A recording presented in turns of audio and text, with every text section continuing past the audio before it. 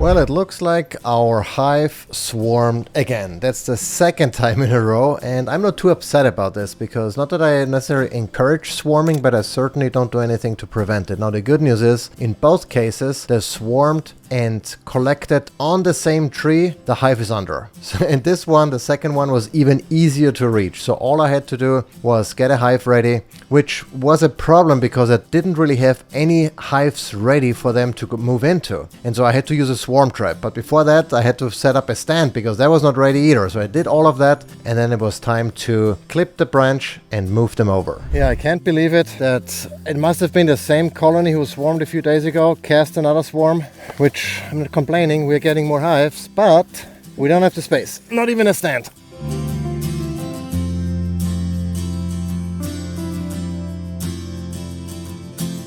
And we need to be how long? Approximately so long. Oh man, oh man, oh man. I don't know how level this is. I'm guessing not at all, but that's probably something. I think we're going a little bit down.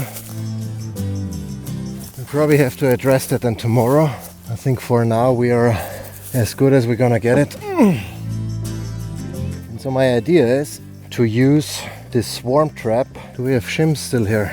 To use the swarm trap as a temporary holding cell until we have another hive body to stick them into. For now we're gonna just level this like so. Gonna take out the frames with foundation to give us room to shake them in. The feeder we're gonna take out for now as well. Alright, I think we're good for now. At least as good as we're gonna get it here. I'm just gonna cut this off here a little bit so we have more room to work here. Little pruning. It's not gonna hurt the tree, I hope. Gives a little bit more room to work. Alrighty, now we good. Now the fun part. Gonna cut off this guy. Gonna cut off this guy. I've never been this close to a... Don't drop it because if that thing... Don't touch it. Poke the back sand. Oopsie daisy. No, we're so close to it. And Kathy was really excited to be able to stand so closely to a swarm without them bothering, her at all. I mean, they're so busy, those bees, they don't really bother you while they're swarming, so that's the good news. And so all I had to do is clip the branch and shake them into their temporary housing, a swarm trap that I should have set up before, but I didn't. Next year, I know, I'll do it earlier in spring. Just put them in, and then it was time to feed them. Now, we don't feed sugar water, we feed diluted honey from a previous harvest. Okay, we open the front, and they are for now in their home. Let's see if they stay. And this one I think is tilted. Alrighty, and with that we cross our fingers that they're gonna stay in and accept a new home. What a busy week. Alright, party people, now we have 1, 2, 3, 4. Tomorrow is gonna be a 5th one coming in. That's why I couldn't spare another hive body. So fingers crossed that the swarm is gonna stay in and that they're gonna be happy in a new home. We're gonna order a new horizontal one that we're gonna place here instead of the small one. I hope also that transition is gonna go well. It's gonna be in the same position, so I'm gonna paint it white as well, since they're used to white now. I don't know if it makes a difference, who knows. But yeah, that is it for today. Now it's Friday. I think we all can agree that I can have an apple cider now. After cutting piglet balls out and catching a swarm, it's time to retire for the day. See you in the next video. More bee videos to come, I promise. Unexpected ones. So those we leave here in case we have to. Tomorrow I have to level this guy. For now we just leave it here. And we good? Off we go.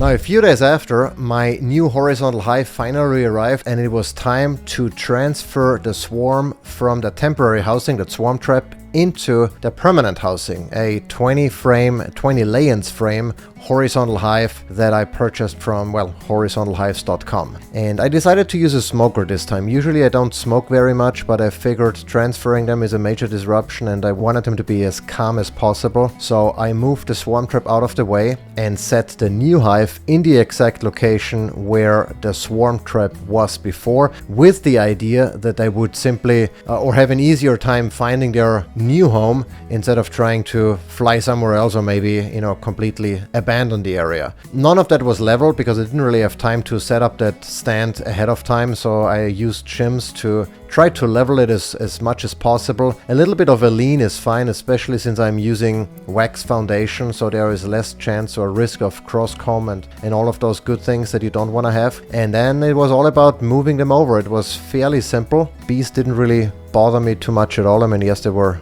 buzzing around obviously, but that was pretty much it. And, I moved them over and then I decided to feed them again. So I used those horizontal hive feeders and I'm throwing in some sticks for the main purpose so that the bees don't drown. And I'm filling only one of those segments up. That feeder has 3 individual segments, so I only fill up one so that they have enough feed to last overnight, but not for longer, with the idea to reduce the risk of robbing. If there is, honey or honey syrup sitting in the feeder for extended periods, that might attract other bees, and so I wanted to avoid that. Then it was time to finally go and, make sure all of those blocks are really, really level of the leveling, make sure nothing is off. And yeah, that was it. That was relatively straightforward. Just cleaned out the old swarm trap and put it back on the side by side. It's ready to use. And as I was already there, I also decided to check on my other hives, make sure they have enough feed. That's the first swarm that you're looking at right now. That's the one I trapped just a few days before, and they're doing really, really well. They're already on the last frame of foundation, so I decided to give them 2 more frames, basically just to make sure that they have enough room and enough area to build comb. I also checked my new Langstroth hive that I got not too long ago from Man Lake and fed them as well. It's a different feeder, a little bit easier, I want to say, because I can use a funnel and